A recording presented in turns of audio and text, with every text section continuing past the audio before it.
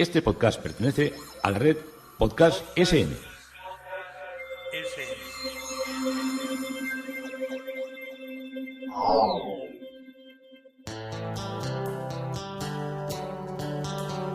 Historia con sentido. Un podcast realizado y presentado por Juan Carlos González.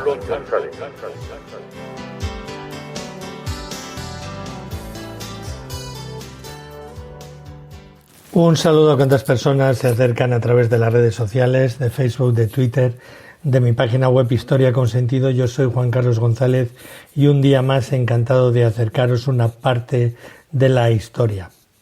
Hoy el tema propuesto, continuamos con las obras de Pablo de Rojas, es de Inmaculadas y Crucificados, en la obra de Pablo de Rojas o de Pablo de Raxis. Pero estamos recorriendo en estos introitos lo que a mucha gente le ha parecido muy interesante, lo que fue una de las grandes pandemias del siglo XIX, que fue la tisis, la tuberculosis, que creíamos superada y que con sorpresa estamos viendo que está volviendo, en parte por la globalización, pero en parte también por esa, no sé si decir la moda, por decirlo para mí con un epíteto pequeño, que son los antivacunas. Es imposible conocer la incidencia y la prevalencia de la tuberculosis antes del siglo XIX, aunque se estima que se trata de una de las primeras enfermedades descritas por los humanos con una antigüedad cercana a algunas referencias a 20.000 años. Se han detectado indicios de su presencia en huesos humanos en el Neolítico, en relación con la domesticación del ganado bovino salvaje en África, momento en el que, según las hipótesis más extendidas, la macrobacteria bovis habría mutado a Mycobacteria tuberculosis, lo que es la famosa zoonosis, adquiriendo mayor capacidad para infectar al ser humano. Las primeras referencias escritas de la enfermedad, como la descripción de la escrofula o el tratamiento recomendado para la fiebre lenta consumidora, aparecen en civilizaciones asiáticas entre los años 3000 y 1500 a.C. El primer autor clásico en mencionar la tuberculosis fue el historiador y geógrafo griego Heródoto de Halicarnaso, alrededor del año 440 a.C., en una obra famosa, en la obra Historia, relata como uno de los generales de Jerjes abandonó la campaña contra Grecia debido a un agravamiento de su tisis. Pocos años después, Hipócrates de Cos describe en el libro primero de su Tratado de las Enfermedades un cuadro clínico llamado tisis, caracterizado por la supuración pulmonar y su posterior ulceración. Comprueba que la enfermedad es más frecuente en hijos de padres afectados, por lo que le atribuye a un patrón hereditario, considerado por muchos el padre de la medicina. Hipócrates no acertó en la hipótesis etiológica y fue Aristóteles quien propuso posteriormente y por primera vez la posibilidad de contagio entre humanos a través de la respiración. Alrededor de los años 60 y 70 a.C., Tito Lucrecio Caro, filósofo romano, publicó un poema llamado Sobre la naturaleza de las cosas. Fue el primer autor en proponer un axioma que con el paso del tiempo terminaría convirtiéndose en una gran verdad. La tisis es difícil de diagnosticar y es fácil de tratar en sus primeras fases, mientras que resulta fácil de diagnosticar y difícil de tratar en su etapa final. En el siglo II, Galeno, de Pérgamo, clasificó la tuberculosis dentro de las enfermedades transmisibles y propuso medidas terapéuticas que se mantendrían durante muchos siglos, como por ejemplo las gárgaras con ácido tónico mezclado con miel para evitar la hematopsis, el uso de opio como antitusígeno, la dieta y el reposo. En el mismo siglo, un médico romano llamado Areato de Capadocia fue el primero en describir de forma rigurosa los principales síntomas de la enfermedad: febrícula vespertina, diaforesis, síndrome constitucional y expectoración homeóptica, o sea, con sangre. Transcurren 14 siglos sin que se produzca ningún avance relevante en el conocimiento y el tratamiento de la tuberculosis. En el siglo XVI, Paracelso propone una actitud indiferente hacia la tisis al tratarse, decía él, de una enfermedad incurable. Sin embargo, solo un siglo después se produce un enorme avance gracias a los estudios de varios anatomopatólogos, también europeos. En 1719, un médico británico llamado Benjamin Marten propone una novedosa teoría estableciendo como posible origen de la tuberculosis unos seres vivos minúsculos capaces de sobrevivir en el cuerpo humano. Sus ideas sobre la existencia de microorganismos fueron rechazadas. El también británico John Fothergill describió la meningitis tuberculosa y Sir Percival Pott la lesión vertebral que llevaba su nombre. En 1839, Johann Lucas Lohle, profesor de medicina alemán, que describió la púrpura anafilactoide, propuso por primera vez el vocablo tuberculosis para designar los tubérculos pulmonares asociados a la enfermedad conocida hasta entonces como tisis. La tuberculosis alcanzó su máxima extensión desde mediados del siglo XVIII hasta finales del siglo XIX, en el contexto de los desplazamientos masivos de campesinos hacia las ciudades y el desarrollo de la revolución industrial, con largas jornadas de trabajo, hacinamiento, viviendas con alta humedad y ventilación deficiente. Durante el romanticismo, el ideal de belleza se relacionaba con la palidez cutánea, por lo que se mitifica la enfermedad y se la bautiza como la plaga blanca. Coincidiendo con la extensión de la tuberculosis, se inicia el desarrollo de la medicina científica. En 1869, un médico francés llamado Jean-Antoine Villemin inocula material purulento de humanos infectados en conejos y demuestra en su Tratado de Estudios de la Tuberculosis que la enfermedad es contagiosa. Prueba por primera vez que existe un vínculo de transmisión y deja el camino abierto a un médico prusiano llamado Robert Koch, quien idea un método novedoso de tinción, mezclando fucsina y anilina, y lo emplea sobre las muestras de esputos de los enfermos tuberculosos y descubre por primera vez el agente causal, que es la Macrobacteria tuberculosis o lo que conocemos como bacilo de Koch en su honor. Difunde su hallazgo el 24 de marzo de 1882 en la Sociedad Fisiológica de Berlín, en una ponencia que trata del problema de la tuberculosis. Y desde esa fecha se celebra cada año el Día Mundial de la Tuberculosis. Fueron necesarios 170 años para convertir la fabulosa intuición de Benjamin Martin en una certeza científica. Pero a partir de ese momento, el conocimiento de la enfermedad avanzó de una forma vertiginosa. Unos años después, Franz Seid y Franz Nielsen, otros dos científicos alemanes, mejoraron el método de tinción de Koch y desde entonces sería conocida como la tinción Thiel-Neitzel. En 1908, el mismo Koch desarrolla una tuberculina en colaboración con el veterinario francés Camille Guérin. Fue el primer intento de lograr una vacuna frente a la tuberculosis. Sin embargo, Charles Monteau y Clemens von Tichen disputarían posteriormente la técnica del método de diagnóstico. El invierno tiene estas cosas de la tos. Los avances microbiológicos no se ven acompañados de cambios trascendentes en el tratamiento. Las casas de curación proliferaron en Estados Unidos, en Francia, en Alemania y en el Reino Unido, aislando a los enfermos con el objetivo de romper lo que era la cadena de transmisión.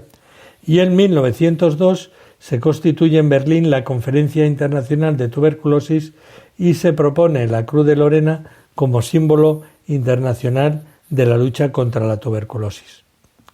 En 1944, Albert Schoop y Sherman Blackman descubren un pequeño hongo capaz de inhibir el crecimiento de la tuberculosis y a partir de dicho hongo consiguen aislar un principio activo con una eficacia limitada, pero superior a los tratamientos dietéticos y balneoterápicos en las casas de curación.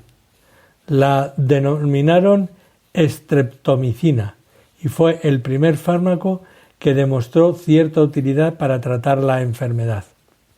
Aunque se considera que este hallazgo marca la era de la edad moderna de la tuberculosis, la verdadera revolución aparece de forma casi accidental en 1952, con el desarrollo de la hidracina del ácido isonicotínico, un intermediario que apareció de forma incidental durante la síntesis de nuevos fármacos.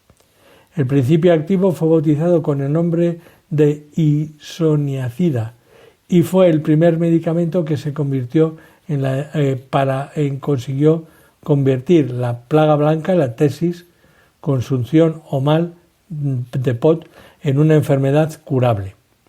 En la década de los 60 se comprobó la eficacia del nuevo antibiótico frente a la macrobacteria y la rifampicina acortó los tiempos de curación y consiguió disminuir la incidencia de la enfermedad hasta la década de los 80. El desarrollo de nuevos fármacos y las tasas de curación hicieron pensar que era posible una erradicación de la enfermedad. La vida, aunque sea bacteriana, siempre busca nuevos caminos para resistir y la macrobacteria tuberculosis recibió un serio correctivo, pero en ningún caso había sido derrotado. En 1981, como ocurría con otras enfermedades infecciosas cuya prevalencia iba en descenso, la coinfección con el VIH vuelve a aumentar las tasas de tuberculosis. Además, motivos culturales, económicos y sociales conducen a tratamientos incompletos con mala adherencia, lo que provoca la aparición de cepas resistentes, multiresistentes, incluso estimadamente resistentes, destacadas desde el 2006. El objetivo de la Organización Mundial de la Salud para el siglo XXI en relación con la tuberculosis es su erradicación.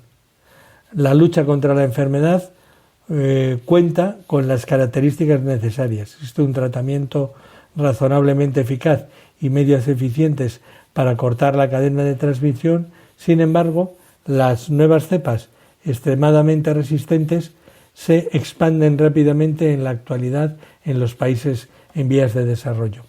En algunos casos, las resistencias secundarias provocan que el arsenal terapéutico para combatir la enfermedad se agote y no queda otro remedio que volver a las casas de curación, aislamientos de los enfermos y, en el fondo, al siglo XVI. Hoy Paracelso sigue teniendo razón.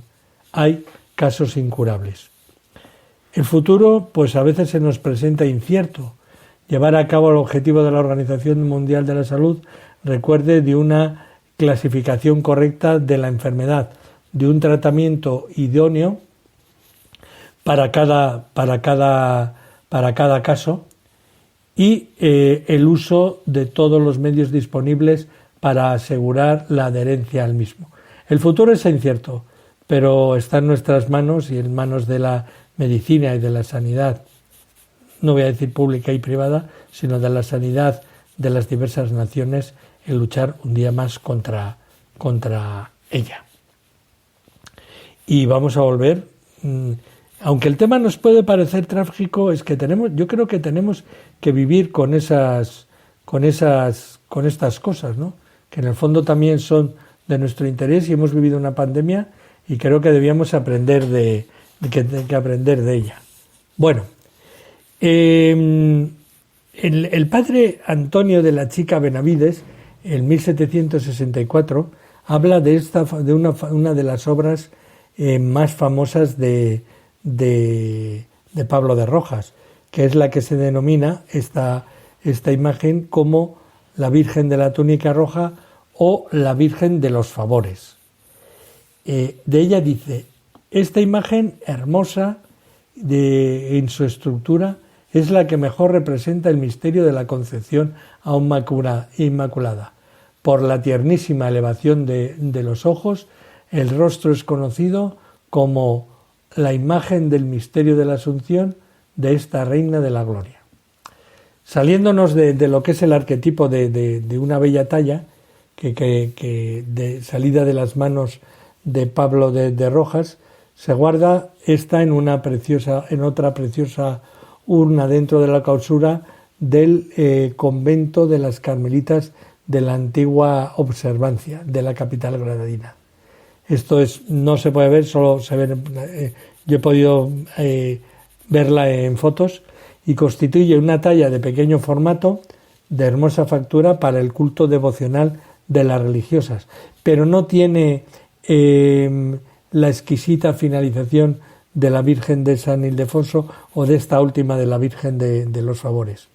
La imagen aparece sobre una peana erguida sobre 3 cabezas aladas de ángeles, vislumbrando así mismo la característica luna en creciente con las puntas hacia abajo, y une sus manos a la altura del pecho centradas junto a las palmas de las mismas, en pose más parecida a la imagen del cementerio del Sacromonte que a la de la Virgen de los Favores.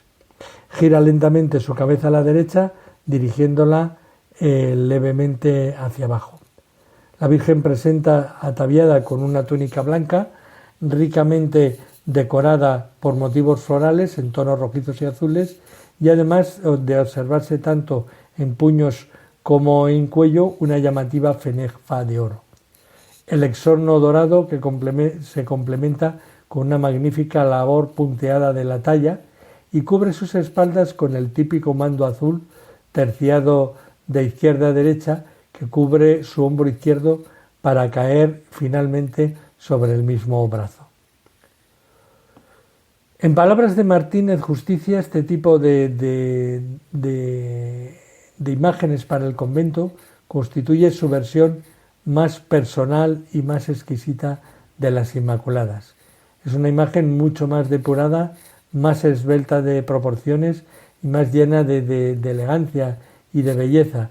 Y a estas palabras se pueden añadir que sobre todo eran imágenes que el autor solía trabajar con mucho cariño, porque era para una excepcional devoción que tenían las monjas. Y muchas veces esta devoción era lo que contagiaba la idea creadora que tenía el autor a la hora de hacerla, porque sabía de la satisfacción y del deleite que iban a vivir sus monjas, y él pensaba que iba a ser partícipe de los éxitos de la oración en su intervención. O sea, que él pensaba, si hago una talla para la devoción privada de las monjas, que sea especialmente bonita y cuidada, las monjas van a realzar más y con mayor cariño delante de mi obra, y eso será como una intermediación en la oración que ellas dirigirán por mí, humilde o no tan humilde autor, al Señor. Esto era un poco lo que también le venía a la mente del autor cuando hacía imágenes a veces para la devoción privada, y que a veces eran piezas que tenían menor trabajo por su tamaño, porque no eran imágenes grandes, y que podían hacerlas con más tranquilidad y en otro plazo de tiempo. Muchas veces era un regalo que hacía una familia a una monja o una monja que había entrado. Entonces todo esto le daba a veces para hacer mejores matices. Otra de las cuestiones curiosas que he encontrado recorriendo la obra de Pablo de Rojas, por eso he puesto Inmaculadas y Crucificados, es lo prolijo de crucificados, de piezas de crucificados que se encuentran extendidas a lo largo de la Alpujarra granadina, y que he tenido la suerte algunas de verlas y de enterarme luego que eran de Pablo de Rojas, o me enteraba que eran de Pablo de Rojas y por eso no las situaba. Y como ya he ido conociendo en varias parroquias a las que he acudido, sobre todo por conciertos o por interés para seguir la música, sobre todo la música renacentista y música barroca, que durante muchos veranos es cultivada de un modo muy agradable y muy presente en los templos de la Alpujarra granadina, pues me entró curiosidad, bueno, más que entrarme curiosidad, me entró preocupación, conocer quién era quien había hecho esas interesantes e insignes obras. En el año 1568 estallaría en la comarca granadina de la Alpujarra la famosa rebelión de los moriscos, que allá habitaban. Entonces estaba lleno de gente que había estado practicando la religión árabe y no se habían convertido, Nos decían que estaban convertidos, pero no se habían convertido, eran todos falsos conversos. Había un cura, iban a misa, comulgaban, pero se daban la vuelta, iban a su clase y sacaban el Corán, extendían la alfombra y se ponían a rezar para la Meca. Y que todo eso perduraría hasta que las tropas de Juan de Austria sofocaron el levantamiento en la primavera de 1571. Fueron casi 3 años continuos de una guerra dura.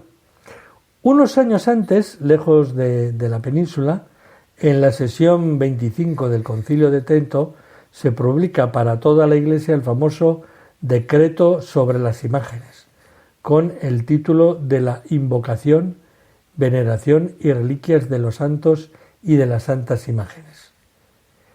Mediante este texto se pretendía regular el uso, entre otras cosas, de la imagen sagrada en el culto, alejándose tanto de las tendencias iconoclastas de los protestantes como de lo que se consideraba abuso excesivo y desviado que se había llegado a producir en el seno de la Iglesia a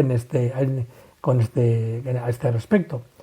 Estos dos elementos, aparentemente inconexos, tienen una enorme trascendencia para comprender la repoblación de imágenes que se produjo en la zona alpujarreña en las 2 últimas décadas del siglo XVI y en el primer tercio del siglo XVII. Fundamentales fueron para ellos en la etapa final del episcopado de Pedro Guerrero, San Juan Méndez de Salvatierra, Pedro Castro Cabeza de Vaca y Quiñones y don Pedro González de Mendoza. Tras quedar arrasada la comarca y sus templos en la citada revuelta, estos prelados que he citado dedicarán gran parte de sus esfuerzos al levantamiento, reconstrucción y decoración. Esto se denomina exorno, pero exorno me suena un poco exorno sería como adorno, ¿no? Y me suena como demasiado cultista. Comenzaría el obispo Guerrero escribiendo unas constituciones sinodales que vendrían a ser un tratado catequético, apenas un año después de la finalización del conflicto, con un texto claro, con un talante evangelizador después de los sucesos acaecidos. En este sentido, en materia de imágenes y reliquias, se remite a Trento. Ya sabéis que los musulmanes tienen absoluta repugnancia a todo lo que es una representación cultural de las imágenes humanas o de santos, y desde luego ya lo del crucifijo les parece una aberración de aberraciones. Y asimismo, a mediados de agosto de 1575 se realizaría una interesante visita pastoral a la Alpujarra. De igual modo, en los siguientes episcopados se sigue esa misma línea, levantando iglesias y procurándoles los elementos necesarios para el culto. Desde el punto de vista de piezas escultóricas, es curioso cómo una ingente cantidad de las mismas son prácticamente siempre se están repitiendo. Cristo crucificado, la Virgen con el Niño y San Juan Evangelista. Es evidente que esta elección de imágenes no es causal. Reflexionar sobre los aspectos más importantes de los evangelios y de la pasión de Jesús formaban parte primordial de la catequización, de hacer catequesis. Máxime si se sabe que tras la rebelión de las Alpujarras aún quedaron viviendo en la zona centenares de familias moristas o que incluso volvieron una vez concluida la revuelta. Por tanto, en este sustrato y contexto se halla la labor escultórica de Pablo de Rojas, su más afamado discípulo, que encontrará en la comarca alpujarreña un lugar propicio para desarrollar de forma abundante la producción de crucifijos y de imágenes. Y es que la necesidad de repoblar de imágenes aquellos templos, ya fuera de nueva edificación o remozados, les procuró un ingente trabajo. No en vano, en las iglesias que aún conservan imágenes de aquel periodo y que no fueron destruidas durante la Guerra Civil, se observa con toda notariedad los diferentes prototipos iconográficos con los que Alonso de Mena se inicia en la Alpujarra y en que este y los otros escultores tuvieron un influjo y una labor muy importante. Vamos a ver los crucificados relacionados con Pablo de Rojas, porque ya os he anunciado que hay de Pablo de Rojas y que también hay de Alonso de Mena, pero de ese ya os hablaré en otro día. En la localidad de Órgeva, que tengo el gusto de visitar muchas veces, ejerce como cabeza de partido de la Alpujarra y de juzgado y de todo. Anda que me lo digan a mí, que he tenido que ir con el coche para arriba y para abajo cada vez que he tenido que buscar un papelito para Dúrcal, a ver cuando ponen un registro de la propiedad, un partido judicial, también abajo en el valle. Y se erige como uno de los núcleos de población más importantes de la zona. Es mucho hablar esto, es mucho hablar. Y es lógico que exista también un elemento devocional que tiene mucha tradición. Yo una Semana Santa estuve viéndolo muy de cerca, que es el Cristo de la Expiación.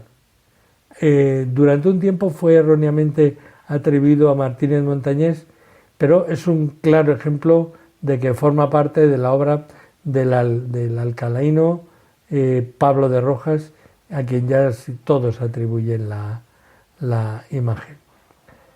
Dicho escultor del que estamos hablando, a la hora de plasmar la iconografía de Cristo crucificado, se inspira claramente en fuentes del modelo renacentista y romanista, sobre todo de Leoni, que es el que hace para el retablo mayor de San Lorenzo del Escorial, otras de componente gráfico como las estampas de los calvarios de Johannes Leder, los tipos pintados por el Greco o incluso algunos grabados de Jerónimos Vierix. Y también hay una notable influencia de Miguel Ángel a través de los dibujos de crucificados que encarga para Victoria de Colonna hacia 1540-1556, que están en el British Museum, que los hemos visitado y cuya historia la hemos visto y la hemos visto muy bien. Asimismo, tampoco se puede dejar de lado las pinturas de Rojas, puede reconocer, en otras pinturas que Rojas puede conocer de Juan Sánchez Cotán en su primera estancia granadina de 1604 a 1605, como por ejemplo el crucificado que corona el retablo de la sala capitular de la Cartuja granadina. Y si apuramos más, pudo también tener conocimiento de las obras relacionadas de Pedro Machuco.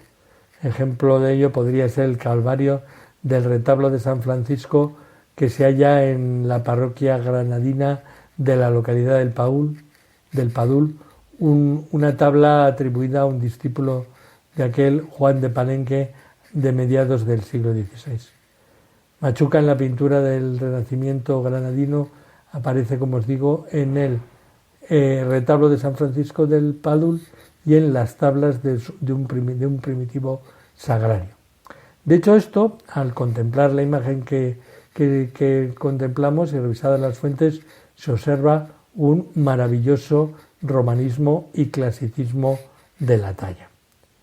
La imagen no presenta gran corpulencia, aunque ofrece un estudio anatómico espléndido siendo los parámetros clasicistas cabeza rotunda, su giro típico y sobre todo un Cristo muy serio, que es uno de los elementos que más iba a perdurar y para pervivir a través de este ejemplo, de este modo de que luego copian todos, de este Cristo de la expiación de Córdoba, que está en la iglesia de Nuestra Señora de la Expectación. Bueno, siguiendo y subiendo por los parajes alpujarreños granadinos, nos encontraremos también con la iglesia, con la pequeña localidad de Bércholes, en cuya iglesia, en la sacristía, también hallamos otra pieza relacionable con las Gublias de Pablo de Rojas. Pero esto ya la veremos en el siguiente episodio, porque hoy terminamos de Inmaculadas y Crucificados en la obra, en los inicios del barroco, en la obra de Pablo de Rojas, que nos hace conocer más día a día, podcast a podcast, esta obra de este gran imaginero, de este gran escultor granadino de Alcalá la Real de Jaén. Historia con sentido, Juan Carlos González, un día más encantado de acercaros una parte de la historia.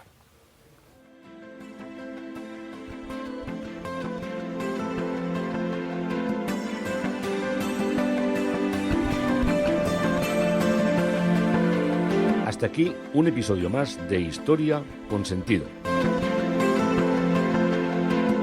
El podcast que te habla de historias de la historia, sucesos, eventos, como si el ayer fuera hoy.